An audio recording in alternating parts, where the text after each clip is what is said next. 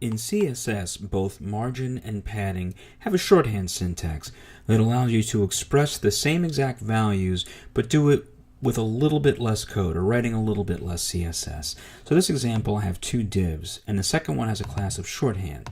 So for the first div, I've set the margin like this. Top is 10 pixels, the right and left are auto, and the bottom is 0. So auto means that between that and the width, the box is centered. And then the padding, I've set the top 0, right 10 pixels, bottom 100 pixels, left 50 pixels, and that kind of lines up with what you see here. Now, the div with the class of shorthand, I've done things differently. I've applied the exact same values, but I've done it using a shorthand syntax. So let's look at the padding first. For the padding, I've set 100 pixels, 50 pixels, 0 pixels, and 10 pixels. And that lines up with exactly what we have here. So the syntax for shorthand is top, right, bottom, left. And these values match these values, but I've written less CSS. I have one line of code instead of 4 lines of code. Now for margin, it's a little bit different because I only have 3 values. I have 50px, auto, 0, but that's it.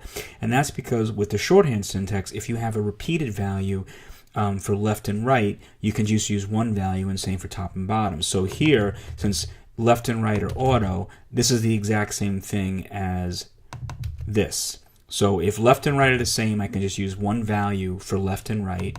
And if top and bottom are the same, I can do the same thing. This means 50 pixels top, 50 pixels bottom, auto left, auto right, and auto left. So in this case, I happen to want bottom 0, but just understand that you can use, you can omit a second value for top and bottom, left and right if they match.